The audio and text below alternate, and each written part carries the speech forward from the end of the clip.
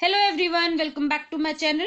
Today we are going to discuss about dyeing and printing. Dyeing में हम लोगों ने अपने काफी सारे प्रीवियस वीडियोस में डिस्कस कर लिया है कि किस तरीके की मशीन्स हमारी यूज होती हैं और आगे हम बात करेंगे। आज फाइनल इस वीडियो में डाइंग को कंप्लीट कर देंगे और प्रिंटिंग को स्टार्ट कर देंगे, जिससे आपको पता चले कि हमारे जब भी हम टेक्सटाइल जो फैब्रिक यूज करते हैं, जो भी हम पहनते हैं या जो हमारी ट्रेडिशनल मेथड्स होते हैं प्रिंटिंग के और डाइंग के, वो क्या होते हैं, कैसे यूज किए जाते हैं। ये ना केवल आपके एग्जाम के लिए बल्कि डे टू डे लाइफ के लिए भी इंपॉर्टेंट है। बिकॉज हमें पता होना चाहिए कि जो भी चीज हम यूटिलाइज कर रहे हैं, आखिर उसका ओरिजिन कैसे हुआ है, वो डेवलप कैसी हुई है या उसको बनाते कैसे हैं। तो इन सारी ही चीजों को ध्यान में रखते हुए आज की वीडियो में हम लोग डाइंग और प्रिंटिंग की बात करने वाले हैं। चलिए बिना टाइम वेस्ट किए हुए स्टार्ट करते हैं अपनी वीडियो को। सबसे पहले हम बात करेंगे पैकेज डाइंग के बारे में। इससे पहले हम लोगों ने कंप्लीट कर ली है अपनी डाइंग की एक और प्रोसेस जो थी हमारी, जो हमारी फैब्रिक से रिलेटेड थी, जिसमें कि आपका फैब्रिक को डाई किया जा रहा था। अब आप उसका नाम बताएंगे कि कौन सी डाइंग थी जिसमें हम लोग अपने फैब्रिक को डाई कर रहे थे। आप उसमें हम लोगों ने 3 पार्ट्स में उसको डिवाइड किया था, जिसमें था आपका big dyeing, pad dyeing and jig dyeing, जो हम पिछली वीडियो में कंप्लीट कर चुके हैं। तो उसका मेन क्या नाम था वो आप मुझे कमेंट सेक्शन में बताएंगे।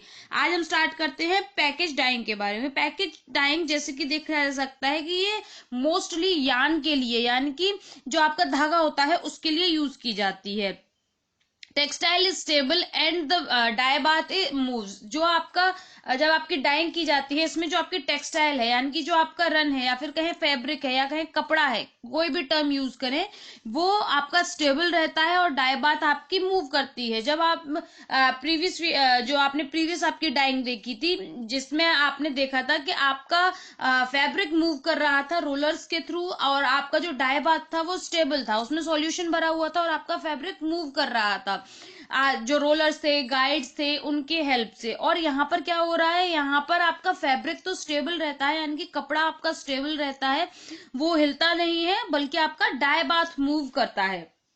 Textile is wrapped on perforated spool made up of plastic और स्टील। जो आपका टेक्सटाइल होती है, जो मतलब जो कपड़ा होता है, वो आपका परफोरेटेड यानी कि छिद्र युक्त एक पाइप के ऊपर लगा हुआ होता है, जो या तो प्लास्टिक का हो सकता है या फिर स्टील का हो सकता है। Yarn are dyed in hank package और वॉब बीम स्टेज। जो आपके यार्न होते हैं, जो आपके धागे होते हैं, वो आपके हैंग पैकेजिंग में या फिर वॉब बीम स्टेज में आपके डाई किए जाते हैं। मतलब उनको किस तरीके से रखा जाता है, उनका ओरिएंटेशन किस तरीके से होता है, इस बारे में इन्होंने बताया है। जैसे कि आप इमेज में देख सकते हैं कि ये एक मतलब डायग्राम के थ्रू आपको समझाने की कोशिश की गई है कि जब आपके पैकेज डाइंग की जाती है तो आपके ये यार्न्स को रखा जाता है और ये आपका डाई बाथ है ये, और इसमें आपका हाई प्रेशर लिड है यहाँ पर ऊपर, और आपको हीट नीचे से हीट प्रोवाइड की जाती है। ये मेन पंप होता है जहां से आपका डाइंग सॉल्यूशन को फ्लो करते हैं। और आपका फैब्रिक यहाँ पर आपका फैब्रिक हैंग पैकेज या फिर वॉब बीम स्टेज में रखकर यहाँ पर स्टेबल रहता है और आपका जो डाइंग बात है वो मूव करता है। तो अब आप बोलेंगे कि हैंग क्या होता है। तो देखिए, हैंग हम क्या करते हैं, हमारी सर्दियों में जब हम हमारे यहाँ कपड़े बुने जाते हैं, तो उनको डिफरेंट डिफरेंट तरीके से हम लोग उसको रैप करके रख देते हैं। कभी हम बॉल बना देते हैं, कभी हम इस तरीके से रखते हैं, कभी इस तरीके से रखते हैं, तो हम अलग अलग तरीके से इनको रख देते हैं। तो पर्टिकुलर जो शेप होती है, इस शेप को हम हैंग कहते हैं। इसमें क्या होता है, यार लूजली मतलब ढीली तरीके से लूजली एक दूसरे की तरफ रिंग की शेप में इनको ट्विस्ट करके इनको लपेट कर रख दिया जाता है। ये जो है इनको शिप करना, इनको स्टोर करना इजी होता है। और इसमें राउंड करके रखते हैं और इसमें आप देखते हैं कि हम अपने बॉल की जैसे, और फिर उसके बाद उसको एक और धागे से इसको लपेट देते हैं। तो इस तरीके से डिफरेंट शेप्स में आपके जो यार्न है उनको रखा जाता है। ये जो मेथड है ये बल्कि यान के लिए यूज किया जाता है। बल्कि यानी कि जो आपके जिनका घनत्व ज्यादा होता है, जो बल्कि होते हैं, जैसे कि एक्रिलिक है, वुल है। अगर आप कॉटन को देखें तो कॉटन बल्कि नहीं है, सिल्क बल्कि नहीं है, बल्कि जो आपका वुल है, एक्रिलिक है, ये बल्कि होते हैं। मतलब ये गुदगुदे जैसे होते हैं, स्पंजी जैसे होते हैं, इनको ये ज्यादा स्थान घेरते हैं, तो इसीलिए ऐसे वाले कपड़ों को इस प्रकार की आपकी डाइंग मेथड में यूज किया जाता है। इसमें जो मटेरियल और लिकर का रेशियो होता है 1:10 टू 1:4 हो सकता है। ये डिपेंड करता है कि आपके फैब्रिक की कॉम्बिनेशन क्या है, उसकी क्वालिटी क्या रिक्वायर्ड है, मतलब आपको किस तरीके की क्वालिटी चाहिए अपनी डाइंग में, लो क्वालिटी, हाई क्वालिटी, इस पर आपके जो मटेरियल और लिकर का रेशियो है वो डिपेंड करता है। उसके बाद नेक्स्ट हम बात कर रहे हैं कॉम्बिनेशन डाइंग के बारे में। इससे पहले हमने बात की थी पैकेज डाइंग के बारे में, उससे पहले हमने बात की थी बैच डाइंग के बारे में, और हम करेंटली बात कर रहे हैं कॉम्बिनेशन डाइंग के बारे में। कॉम्बिनेशन डाइंग में जो टेक्सटाइल है और जो डाई लिकर है, ये दोनों ही सर्कुलेट होते हैं। देखिए पहले, सबसे पहले क्या हो रहा था कि सिर्फ आपका फैब्रिक सर्कुलेट हो रहा था। फिर सेकंड पैकेज में क्या हुआ आपका, कि आपका फैब्रिक स्टेबल रहा और आपका डाइंग बात मूव कर रहा था। अब कॉम्बिनेशन में आपका टेक्सटाइल भी मूव कर रहा है और आपका डाई लिकर भी मूव कर रहा है, यानी कि दोनों ही चीजें सर्कुलेट हो रही हैं। इसमें आपके डिफरेंट और मेथड्स होते हैं, सब पार्ट अगर डिवाइड किए जाएं तो इसमें आपकी जेट डाइंग मशीन यूज होती है, पैडल डाइंग मशीन यूज होती है, rotary drum dyeing machine use होती है, ट्रम्बल डाइंग मशीन यूज होती है, और इसमें कॉन्टिन्यूअस डाइंग मशीन भी यूज होती है। इस तरीके की डिफरेंट डाइंग मशीन इसमें यूज की जाती हैं। जैसे कि जेट डाइंग मशीन है, जेट डाइंग में ये आपकी जो बैक डाइंग थी उसकी जैसे ही सिमिलर है। इसमें जो फैब्रिक कंटिन्यूअस लूप के फॉर्म में प्रोसेस करता रहता है, घूमता रहता है। ये टेक्निक मोस्टली आपके पॉलिएस्टर फैब्रिक के लिए यूज की जाती है, लेकिन आपके अदर फैब्रिक्स पर भी ये यूज की जा सकती है। ये डिपेंड करता है उनके वेट, स्ट्रक्चर और फाइबर किस टाइप का है, इस तरीके इन चीजों पर बेस्ड होती है। जो आपकी जेट डाइंग की स्पीड है वो 200 टू 800 मीटर्स पर मिनट होती है, यानी कि 1 मिनट में वो 200 से 800 मीटर फैब्रिक को एक बार में डाई कर सकता है। इसकी फास्टनेस प्रॉपर्टीज अच्छी होती हैं। अगर आप जिग डाइंग के बारे में बात अगर आप जेट डाइंग के बारे में बात करें तो इसका डायग्राम कुछ इस तरीके का होता है, जिसमें आपका फैब्रिक भी मूव कर रहा है, आपका जो टेक्सटाइल है वो भी मूव कर रहा है, और आपका साथ में डाइंग बात भी मूव कर रहा है, और इस तरीके से फैब्रिक को डाई किया जाता है। फिर उसके बाद हम बात करते हैं पैडल डाइंग मशीन, या फिर कहें रोटरी डाइंग मशीन, या फिर ट्रम्बल डाइंग मशीन। ये तीनों ही लगभग सिमिलर वर्क करती हैं। ये वाली जो पर्टिकुलर मशीन है, इसको हमने अपने लैब में यूज किया था जब हम लोग बैचलर्स कर रहे थे, तो हमारी लैब में हमारी टीचर ने इस पर हमें एक्सपेरिमेंट करवाया था। तो इसमें क्या होता है, इसमें पैडल और rotary are use for the dye garment. जो कपड़ा होता है, कपड़े को डाई करने के लिए ये यूटिलाइज किए जाते हैं। इसमें डाई बात और टेक्सटाइल दोनों ही सर्कुलेट होते हैं एक साथ में। जैसा कि आप इस इमेज में देख सकते हैं, ये आपका डाइंग बाथ है, यानी कि ये आपका जो कंटेनर है वो है। इसमें आपके गारमेंट्स रख दिए जाते हैं, परफोरेटेड आपकी प्लेट रखी जाती है, नीचे से आपको आग दी जाती है, स्टीम होती है इसमें, और ये आपका पैडल व्हील होता है जो कि घूमता है आपका, और आपका फैब्रिक डाई हो जाता है इस विधि के द्वारा। फिर उसके बाद आता है आपका कॉन्टिन्यूस मशीन। इसको हम रेंजेस भी कहते हैं। ये लार्ज फैब्रिक लॉट्स को डाई करने के लिए यूटिलाइज की जाती है। इसमें डिफरेंट चैम्बर्स होते हैं जिनके थ्रू एक फैब्रिक को डाई किया जाता है। जैसे कि आप एक पर्टिकुलर फैब्रिक को उसमें रख देते हैं, उसके बाद उसको गीला किया जाता है, मतलब उसको हल्का सा वेट किया जाता है, वेटिंग की जाती है उसकी। फिर उसके बाद में उसको डाइंग चैम्बर में ले जाया जाता है, जहां उसके ऊपर पिगमेंट्स को, आपके डाई कलर्स को एंटर किया जाता है। उसके बाद उस पर ट्रीटमेंट किए जाते हैं, जिससे कि जो कलर है वो जल्दी ना निकले। उस पर फिनिशिंग होती है तरह तरह की, जिससे फैब्रिक और ज्यादा यूजफुल हो जाए। फिर उसके बाद उसकी वॉशिंग और रिंजिंग होती है। तो इस तरीके से ये कॉन्टिन्यूस प्रोसेस में चलता है एक ही मशीन में। मतलब आप अल्टीमेटली एक फैब्रिक को डालेंगे और वो फिनिश्ड होकर आपके पास बाहर निकलेगा। तो ये आपकी कॉन्टिन्यूस मशीन में होता है, जैसे कि आप इस इमेज में देख सकते हैं।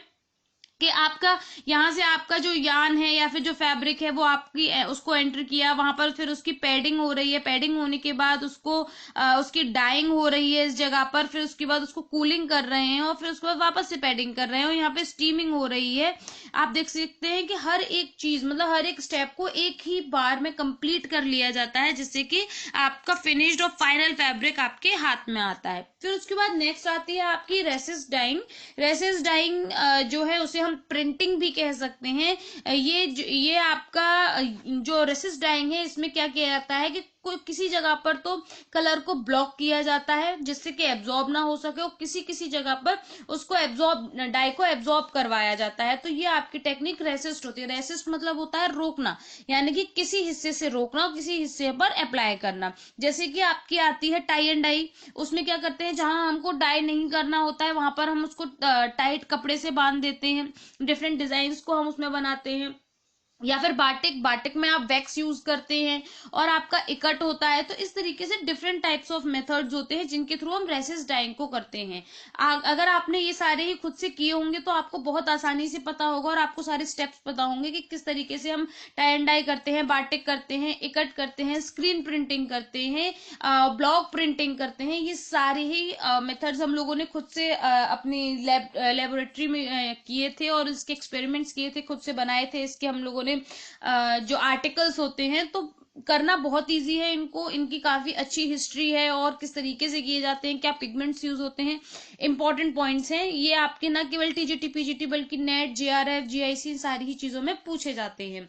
तो यहाँ पर हमारी ये रेसिस्ट डाइंग हो गई। फिर उसके बाद हम बात करते हैं प्रिंटिंग के बारे में। प्रिंटिंग क्या होता है? प्रिंटिंग जो है हमारे फैब्रिक को उसको और सुंदर बनाने के लिए, उसको ब्यूटिफाई करने के लिए, उसकी अट्रैक्टिवनेस को बढ़ाने के लिए जो रेसिस्ट डाइंग के मेथड्स होते हैं उनको यूटिलाइज करके एक फैब्रिक पर अप्लाई की जाती है। ये ट्रेडिशनल, इसमें traditional styles of printing use की जाती है, जैसे कि है आपकी डायरेक्ट डाई प्रिंटिंग, उसके बाद है discharge printing, ikat inkjet printing, आपकी ट्रांसफर प्रिंटिंग और रेसिस्ट प्रिंटिंग। ये सारी ही आपकी प्रिंटिंग की टाइप्स हैं जो कि आपके फैब्रिक को और ज्यादा ब्यूटीफुल बनाने के लिए यूज होते हैं। अब आप बात करेंगे कि प्रिंटिंग बेसिकली होता क्या है। Printing is use to add colour in localised area only. मतलब जब आपको पूरे कपड़े को नहीं रंगना है, केवल एक पर्टिकुलर लोकलाइज्ड एरिया को रंगना है जहां पर आपको सिर्फ एक मोटिव बनाना है जैसे कि, तो वो आपकी प्रिंटिंग कहलाती है। और ये प्रिंटिंग आपकी डाइंग से बिल्कुल डिफरेंट होती है, क्योंकि डाइंग में आप क्या कर रहे हैं, आप पूरे फैब्रिक को कलर कर रहे हैं। आपने एक जैसा इवन अगर आपने जो भी दिया है वो आपका पूरे यार्ड्स ऑफ जो आपका यान है, फैब्रिक है, गारमेंट है, उस पर सेम आएगा शेड। बल्कि प्रिंटिंग में आपको जहां छापना है केवल वहीं पर इसका फॉर्मेशन, कलर फॉर्मेशन को उसको अप्लाई करते हैं। इसमें कलर डिजाइन्स, इसमें जो कलर डिजाइन्स होती हैं उनको हम पिगमेंट्स के थ्रू या फिर डाइज के थ्रू या फिर पेस्ट फॉर्म में अप्लाई करते हैं और फिर उसको ड्राई करते हैं, जिससे कि आपका जो फैब्रिक पर जो डिजाइन है वो आराम से बाहर निकल कर आती है। तो इसमें हम डिफरेंट मेथड्स यूज करते हैं, जैसे कि आप देख सकते हैं ये आपका स्टेंसिल है, हम लोगों ने भी स्टेंसिल बनाया था। ये बाटिक है, हमने बाटिक भी किया था। ये आपका ब्लॉक प्रिंटिंग है। ब्लॉक प्रिंटिंग मुझे लगता है सबसे इजी आपका ब्लॉक प्रिंटिंग होता है, जिसमें आपके पास ब्लॉक्स होते हैं और आपको सिर्फ अपने पिगमेंट्स को यूज करके उससे न्यू डिजाइन्स को तैयार करना होता है। बाटिक इज क्वाइट डिफिकल्ट, क्योंकि इसमें आपको डिजाइन बनानी है, आपको वहां पर पर्टिकुलर जगह पर वैक्स लगाकर हटानी है, मतलब इसमें ज्यादा काम होता है। किस तरीके से होती है इसको हम आगे पढ़ेंगे। फिलहाल हम देखते हैं कि डायरेक्ट प्रिंटिंग के कितने पार्ट्स होते हैं। देखिए डायरेक्ट प्रिंटिंग में आपका क्या क्या आता है। डायरेक्ट प्रिंटिंग में आपका आता है ब्लॉक प्रिंटिंग, उसके बाद आता है डायरेक्ट रोलर प्रिंटिंग जो आपका मशीन के थ्रू होता है, और वॉप प्रिंटिंग। और अगर नेक्स्ट हम बात करें रेसिस्ट डाइंग के बारे में, रेसिस्ट डाइंग ऑफ प्रिंटिंग के बारे में, इसमें आपकी स्टेंसिल प्रिंटिंग होती है, टाई एंड डाई होती है, स्क्रीन प्रिंटिंग होती है, बाटिक होती है। स्क्रीन प्रिंटिंग भी दो टाइप की होती है आपकी, फ्लैट बेड और रोटरी। इन सारे ही चीजों के अच्छे से इलेबोरेट करके एक एक डिटेल को हम लोग पढ़ेंगे नेक्स्ट वीडियोस में। टेक्सटाइल का सिलेबस जितना कम था उतना ही ज्यादा इसमें पढ़ने के लिए है, क्योंकि इसमें बहुत सारी चीजें होती हैं, तो उनको हम सभी चीजों को कवर कर रहे हैं बिकॉज वी हैव टाइम, और कोई भी पॉइंट छूटे ना इसको ध्यान में रखते हुए। तो वीडियो अगर समझ आई हो, अच्छी लगी हो, यूजफुल लगी हो, तो लाइक शेयर कमेंट करें, अपने ग्रुप्स में इसको शेयर करें, अपने स्टेटस पर लगाएं, सो दैट ज्यादा से ज्यादा लोगों को इसका बेनिफिट मिले। अगर कोई भी क्वेश्चन हो, क्वेरी हो, तो आप कमेंट सेक्शन में पूछ सकते हैं, नहीं तो आप मेरे इंस्टाग्राम हैंडल पर भी पूछ सकते हैं। Thank you for watching my video and have a good day. Bye bye.